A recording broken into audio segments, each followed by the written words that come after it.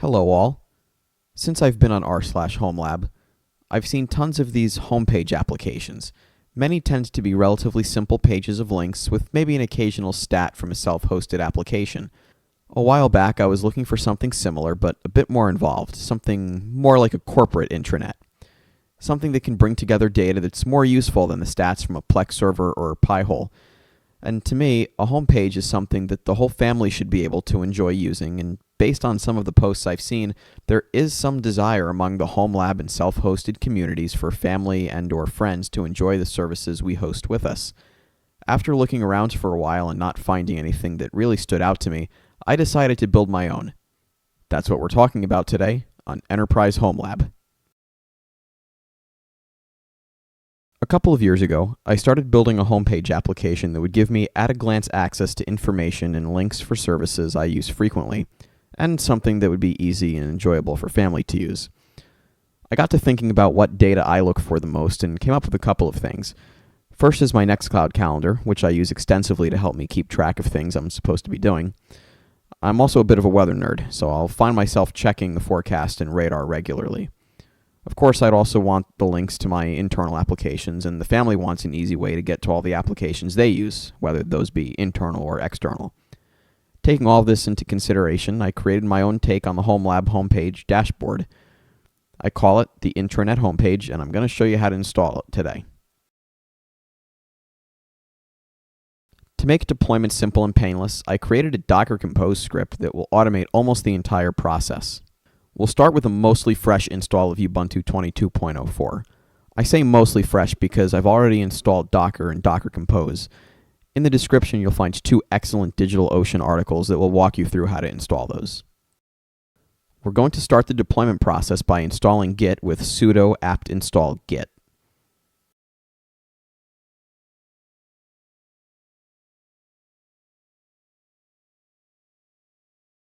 Then we'll pull the repository with git clone github.com/jmarmorato/intranet-home-page.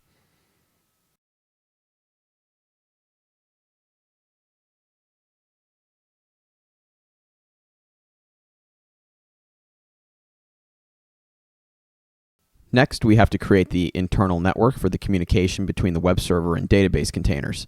That's just sudo docker network create intranet.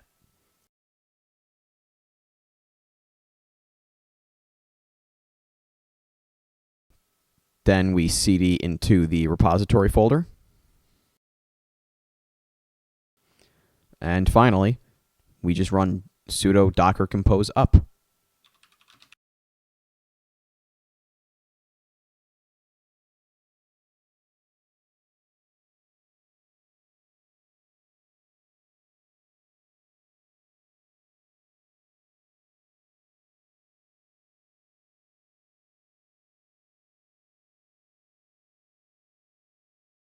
And that's it.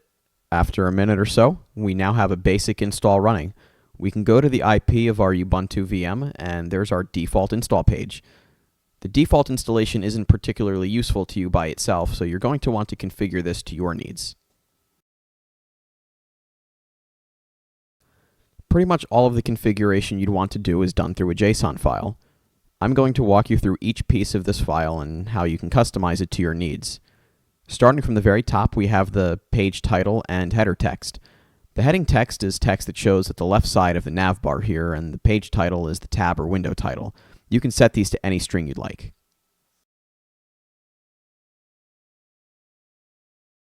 The next configuration object is for US weather alerts. At the present time, this only works in the United States, but if anyone wants to extend this to other countries, I'm absolutely willing to accept pull requests.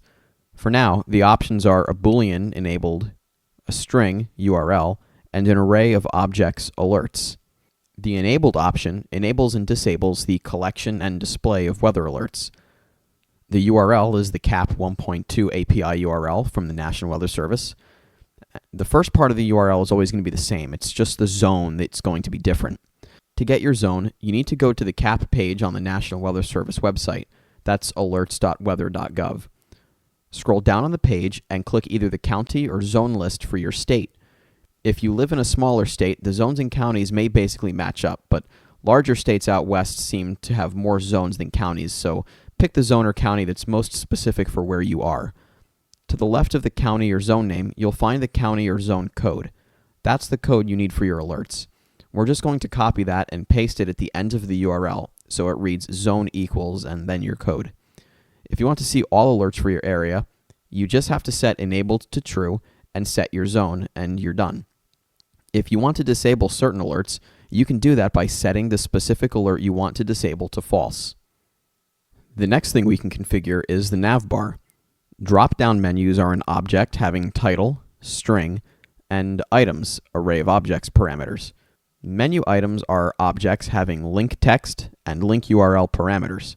You can define as many drop-down menus as you'd like, but make sure you're not going to run out of horizontal space on the devices you're going to be using this on the most. You can define drop-down menus that have multiple columns. To do this, your menu object is going to have a columns array and not an items array. In this columns array will be arrays defining the contents of the different columns. You have the option to define column headers and dividers. Everything else will be the list item objects, defined the same as before with link text and link URL parameters. Up next is the main page content, the cards. Each card has its own configuration and can be used not at all, once, or more than once. I'm going to go over the configuration of every type of card supported at this point. The first card type is CalDAV. This card will connect to a CalDAV server and pull events from the calendars you specify. For every card, we must specify the card type and card title. For the CalDAV card, the type is going to be CalDAV, all lowercase. You can specify anything you want for the card title. Here, I just have upcoming events. Then all we need is CalDAV URL, username, password, days to display, and calendars. CalDAV URL, username, and password should be pretty self-explanatory. Days to display is how many days forward to pull events for and display. I have mine set for 10, but there's no reason you can't go out further. Calendars holds an array of calendars to pull from. This is good if you want to display for multiple calendars on the same server and account. At the present time, this card doesn't support pulling calendars from multiple servers or multiple accounts, but if that's a feature that's wanted, open an issue on the GitHub and I'll look into it. The next card type is the Piwigo Random Image Card. This card displays a random image from a specified Piwigo album. I have a logical album on my Piwigo server that I have photos tagged into. Every time the homepage is loaded, a random image is chosen from that album and displayed. For this one, we just say the type is Piwigo. I set the card name to random sample as a reference to the Rush song Vital Signs. The Piwigo URL is just the root URL of your Piwigo installation. The Piwigo link text is the text for a link that appears under the random image that will link to your Piwigo server. Finally, Piwigo album ID is the album ID of the album that you want to pull random photos from. At present, there is no support for authenticating to Piwigo, so the album you use must be public. If you want to display random images but don't have a Piwigo server, that's fine. There's also a card for displaying random images from a local folder. That folder is in public/images.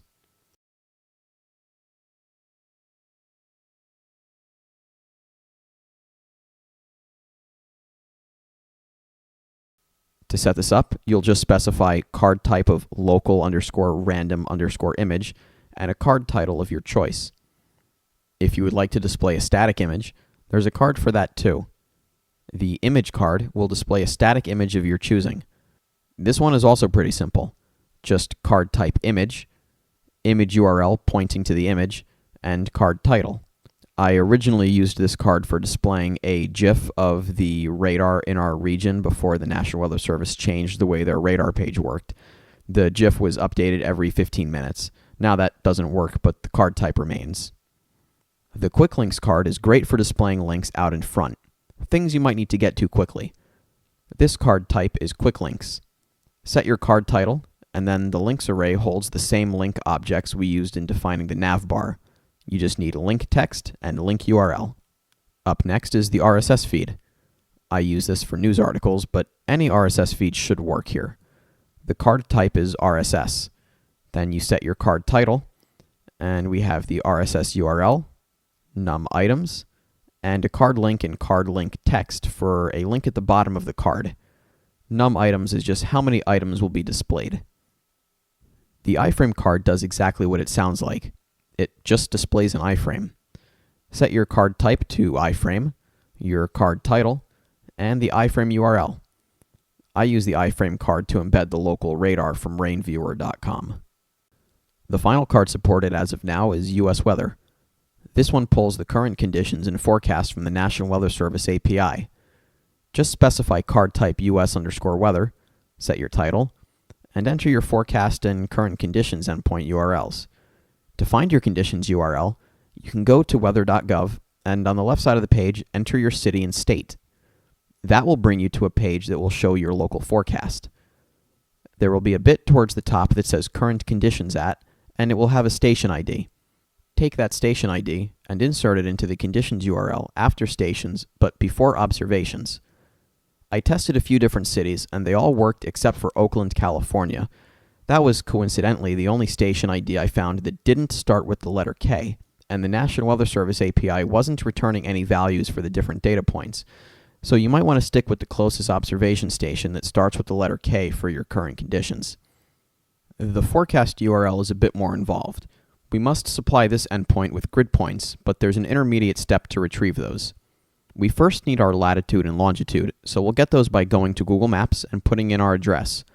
Center the map on the point you want to use and grab the latitude and longitude from the URL bar after the @ symbol.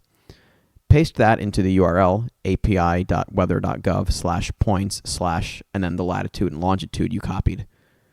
Make that API call and grab the forecast URL here.